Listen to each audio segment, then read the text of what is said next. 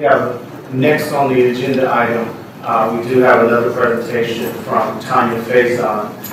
Tanya, you can address the commission. Thank you again. I'm going to give these to you guys. Okay. So I'm Tanya, I'm with Black Lives Matter Sacramento. I'm not going to take the full 10 minutes, just so you guys know. After recent events of brutality and police-involved murder, both seen and unseen in Sacramento, Black Lives Matter Sacramento urges our Sacramento Community Police Commission Board to fight for the absolute ultimate oversight powers to ensure that Sacramento citizens are safe, treated with dignity, humanity, decency, and have effective options available when any of us are unsafe at the hands of our public servants in the Sacramento Police Department. In the case that you decide to take on this fight, Black Lives Matter Sacramento and the people of the Sacramento community will stand beside you in support. We will mobilize and put pressure on elected officials for your board to obtain the power needed to ensure our community is safe from abuse of law enforcement. So I'm going to go over some examples of different community commissions. They're all named different things in different states, but across the country there are community boards that serve the same purpose as you, that have more powers than you. San Francisco, California, their community board, in regards to complaints, they receive the complaints, they classify complaints, they investigate complaints with civilian investigators, they make findings and policy recommendations based on their investigations. They have the authority to compel production of police agency records, compel production of records from other city, county, and government agencies, compel statements from officers. They can subpoena documents, evidence, and witnesses. In San Diego, California, in regards to complaints, San Diego's community board receives and classifies complaints. They investigate complaints. They investigate fatal officer-involved shootings and in-custody deaths using civilian investigators. They make findings and policy recommendations on complaint investigations by civilians. They make policy, procedure, and training recommendations to law enforcement. They have the authority to review and investigate complaints regarding excessive force, discrimination or sexual harassment, improper discharge of firearms, illegal search and seizure, false arrest, false reporting, criminal conduct or misconduct. They can review and investigate death of individuals by actions of police officers. They annually inspect detention facilities and file a report with recommendations based on those inspections. Their board members serve 2 full 3-year terms. Portland. They have the authority to investigate and monitor allegations of misconduct by police. They are the intake point for community complaints, so the complaints only go from them. They gather police records, dispatch records, video and audio recordings of civilian witnesses. In Los Angeles, complaints. They receive, classify, and investigate complaints with civilian investigators. They make findings and policy recommendations on complaint investigations. They monitor investigations as they are being conducted. They review completed investigations, and then they make recommendations on the findings of their investigations. They have the authority also to compel production of police agency records, compel statements of officers, subpoena documents and evidence, and subpoena witnesses. Berkeley, California. They have a budget for the things that they're doing. It's an annual budget of $535,000. They also receive, classify, and investigate complaints with civilian investigators. They make findings and policy recommendations on complaint investigations. They adjudicate allegations of misconduct, review and make recommendations on policies. Albuquerque. We're supposed to be, I'm thinking of the fact that we're supposed to be a very diverse and liberal city, and these are places that are not as liberal as some of them. Albuquerque, New Mexico. They receive citizen complaints. They have exclusive jurisdiction over citizens-initiated complaints. They investigate citizen complaints using civilian investigators. They make findings on citizen complaints with civilian investigators. They make policy recommendations. They monitor and audit all investigations by police as they are happening.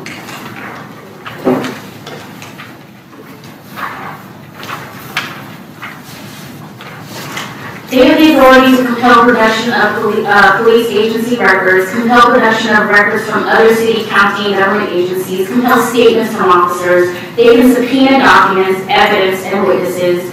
They also have the responsibility of community outreach.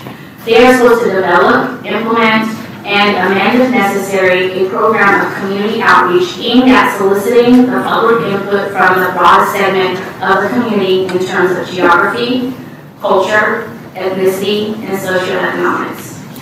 They are also supposed to be independent of the police. They should be housed in a facility that is separate from police presence. They should not be located in or by any police facility. They have a budget. They have a dedicated budget. They administer their own budget, they supervise their own staff, they recommend and propose their own budget to the mayor and city council to carry out their duties, including funding staff. And they retain legal services. I'm almost done with this list. Cambridge, Massachusetts. They handle complaints of excessive force, discourteous or demeaning language, improper stop, arrest, search, or seizure, inadequate investigation or improper police reports, discrimination on the basis of race, color, creed, ancestry, age, sexual orientation, sex, religion, disability, or national origin, or any other criteria defined by federal or state guidelines, harassment, improper police procedures, improper traffic citations, or the towing of a car by the police. The positions on the board, they require that they're advertised in the local newspaper before choosing members. They have 5-year terms and no person serves more than 2 terms. Their board members should be residents of the city. They shall not hold any other position for the city while being a member of the board. No member of their family should hold a position for the city. And no member of the board shall have been an employee of the city within 2 years of their appointment to be on the board. They have an investigative staff. They have duties. They consult with the chief of police to determine and establish policies, rules, and regulations for the police department. They review the department budget before it's submitted to the city manager, and they shall receive and resolve any complaint concerning the operation of the department. They also make recommendations to the chief for the discipline of employees of the department. They have the authority to subpoena witnesses, administer oaths, take testimony, require production of evidence. So this brings me, those examples are just to let you guys know the ability or capabilities of what you're able to do. Other commissions are doing these things. And honestly, this is like, to me, in my opinion, this is like lightweight what you guys should do. There should be a lot more power than what I've just listed. But it's a start. So this brings me to what we need from you tonight. While there's many powers that need to be available to you for you to effectively carry out your role, tonight we come to you with investigative power. Our community commission needs you to have the power. We need you, the people need you to have the power to investigate. We need you to receive and investigate complaints. The complaints that you receive and investigate need to consist of excessive force, discourteous or demeaning language, improper stop, arrest, search, or seizure, inadequate investigations or improper police reports, discrimination on the basis of race, color, creed, ancestry, age, sexual orientation, sex, religion, disability, national origin, or any other criteria defined by federal or state guidelines, harassment, improper police procedure, improper traffic citation or towing of a car by the police, excessive force, discrimination or sexual harassment, improper discharge of a firearm, illegal search or seizure, false arrest, false recording, and criminal conduct or misconduct. We also need you to have the power to have civilian investigations of death by police officer or in custody deaths. SAC-PD has killed 2 people since April 4th, and 4 deaths have happened by Sacramento law enforcement in the last 9 months. Also, there's 2 documented instances of abuse by Sacramento law enforcement in the last 9 months. One of the SAC-PD deaths was a black man named Faison who was shot 6 times by SAC-PD because they were in fear of his knife after they triggered him with illegal detainment. The other man shot by SAC-PD in July was Joseph Mann, who they shot 15 times for also having a knife. During his family's press conference, an image was showed of his body where he was shot mostly in the lower region and mangled by the bullets. That's excessive, to say the least. We are not in a war zone. Both victims suffered mental illness, and both situations were escalated by SAC PD, and it ended up in folks dying when they didn't have to. So we would really like for you to take into consideration what we're asking of you tonight and give us an answer tonight if you're going to take those steps to move forward.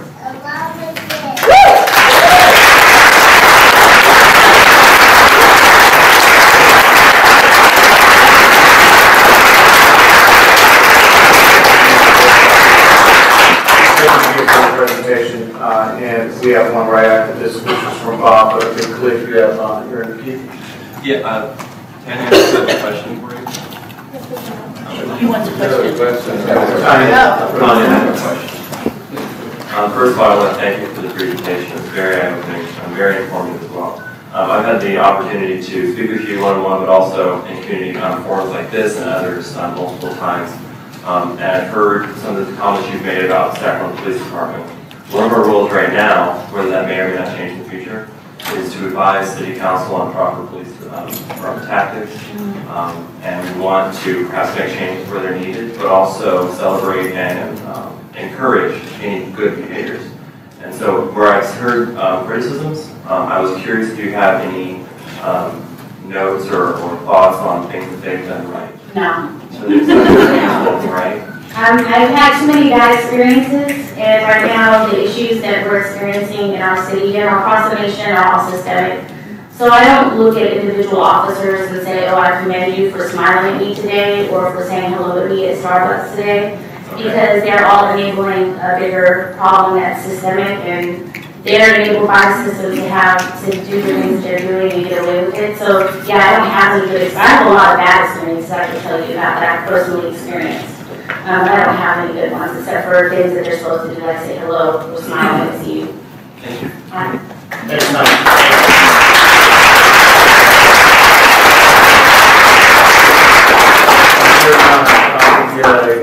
Comment or question, just put. Or anyone here knows, but were any of these models considered when City Council was putting this commission together? Just for our knowledge.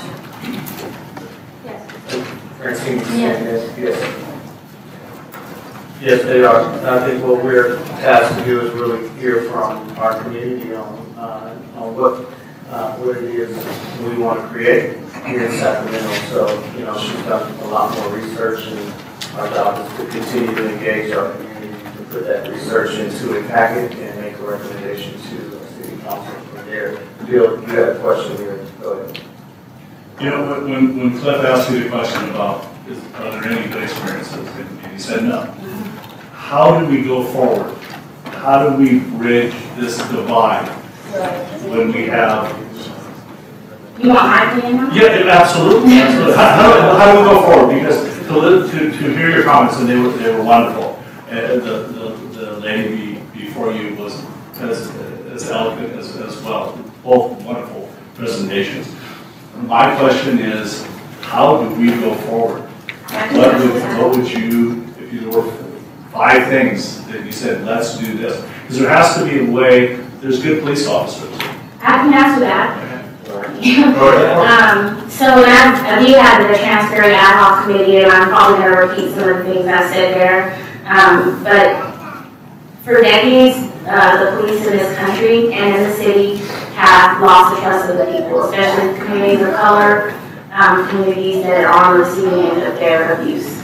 And so for that reason, when you say how do we build this bridge, the bridge has to come from the side of the law enforcement to the people, because they have to regain our trust, and they have to rebuild it, and they have to do it intentionally. They have to do it as if they want to in their hearts, and not come into our communities like they're at a war with us. And that's what's happening, is that they come into our communities, they look at us mean, they say mean things to us.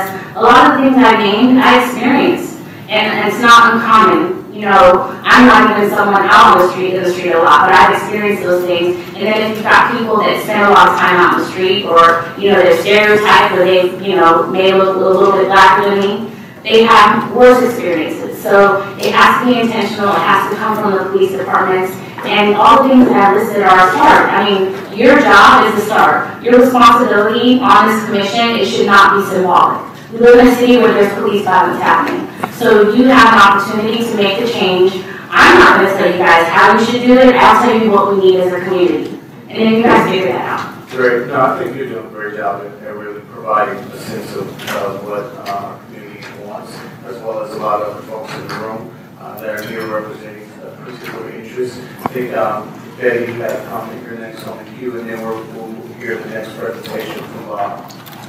Yes, I too want to thank you for bringing the presentation forward and all the information. Some of it I've seen, but some of it is absolutely brand new to me. So thank you for bringing this to our attention. And I too have been on the other side of the podium, and I saw the picture that you were referring to regarding Mr. Mann, and it's something I'll never forget. I'll just never forget. So with the information that we're receiving, I just wanted to thank you to let you know that I think all of these pieces need to come back and for us to review them. Again, it may not be the answer tonight, but I think it's one of the things that we need to bring back and be looked at. Great. Ernest, and next on the queue. For sure. Go ahead. Yeah. Thank you. Thank you. I want to echo my colleagues' comments in commending you for the presentation and Trina as well, who spoke earlier, and for having done your research, very good research in terms of different models that you have shared with us. And of course, it's very, very sad, no matter what circumstances are, when somebody's life is lost. But I think one of the reasons we do this work is to hopefully contribute to a positive and more positive engagement between the police and the community. That is very much needed. And to the extent that members in the community like you and many others can help us move in that direction in a positive way, in a constructive way, I appreciate that. Of the different areas that you shared with us, the different accountability boards in different parts of the country, which of them would you see as a model for us to consider? I think my favorite is Albuquerque and then Cambridge, Massachusetts. They have the most powers, and then they do a lot of investigating with civilians. And then they also have rules as to the police engagement in meetings. It almost feels like just having police present here feels like we're in a safe space, and then all of a sudden they got occupied with an unsafe feeling. So I think that's important, and so that's why I named those two, because they both included rules as to how people get hired on the board and the police involvement once you are having these meetings. So it's those two in the sense of they have better relationship with the community in terms of the police departments in those communities. And they were very liberal as far as the complaints that they receive and investigate. They got a little bit more deep into it as far as, which types of complaints. A lot of times I've been spoken to really meanly by police who call names or, things like that. And those things, people don't consider that to be big enough to, complain about it. And so those are the things that happen regularly where, you have those types of abuses and nobody does anything because they don't think they can. So I think that was listed on those two cities and states. So I think those are important to do. And finally, if I may, one of the things that has come around, I think also was breaking Trina's earlier comment, and I want to have your attention, if I may ask you, is the issue of diversity. It's one of the topics of discussing engagement and discussion here. What are your views in terms of the need for diversity, and how do you think that may help? So I've met really bad black cops, and I've met really horrible women cops. I don't think it stops there. I think when it comes to diversity, yeah, the department needs to represent the community, but it also needs to be in the community. Officers need to be patrolling areas where they live because then they have relationships with those communities, and they're going to treat those people with dignity. Even if they did break the law and they're getting arrested, they're not going to beat you up or call you names because they live up the street from you. And they know that the community is watching them, and it creates more accountability. Thank you.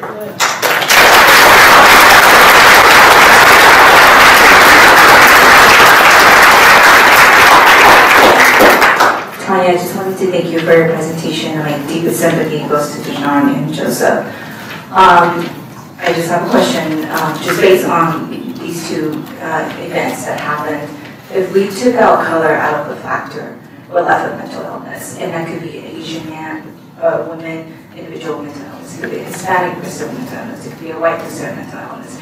Do you feel that that is a factor as that plays as a factor, and are there services provided by the city that's enough to address mental illness as it's growing, and whether the police department has enough resources, whether they have a mental illness individual counselor with them at times when they're reporting, because they have in their records as to, you know, whether this individual that they're reporting or going to has mental illness or not. Do you feel like there's any recommendations you would make as far as towards like mental illness? That was a lot of questions. I'll try to remember it. I'm not good at that. So the first thing I think you asked is if we took color out of it. I think we shouldn't take color out of it ever because there's intersections. Yeah, I actually am friends with a lot of people that don't have homes and they've witnessed brutality and they've experienced brutality and harassment by police. And even they will tell you that the folks of color that are out there on the street are harassed on a higher level. One of the people that I mentioned when I said documented abuse was someone that was Asian. He was, I think, Vietnamese, and he was actually shot at by CHP and then tased by CHP because he was laying down sleeping. And so it does happen to everybody, but it happens to Black people more, so we need to be more conscious of that, and that's why I'm here. You also asked if there's enough resources for people that have mental illness, and I am not an expert on that, but I definitely don't think there is because people aren't getting the resources. If there was enough, then they would get them. And I know that you talk about police and their abilities to deal with mental illness. Well, that doesn't excuse them from it. They need training on it at the least, or they need another process to deal with that type of issue because right now we're criminalizing them. And they're trying to kill them, and they are killing them, and that needs to stop happening. There's no excuse for that. Because as a human being, if I go out there and I see somebody who does not have a home, and then maybe there's a woman that's homeless, and she's mentally ill, and I bought her a bowl of hot chili the other day, and she threw it at my leg and it burned me. She was angry. She's mentally ill. I didn't go, get up on her and get mad at her. I understand that she's suffering from mental illness and it hurt me physically, but it is what it is, and we just don't deal with stuff that way. Any human being should know that.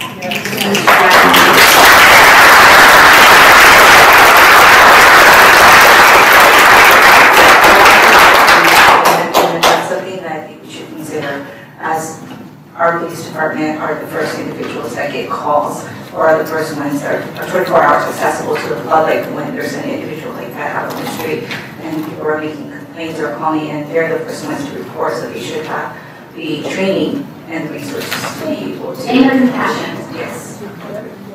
Tanya, thank you. Again, you got a lot of questions thrown at you. You can walk away now. Thank you again. Next, we have on our agenda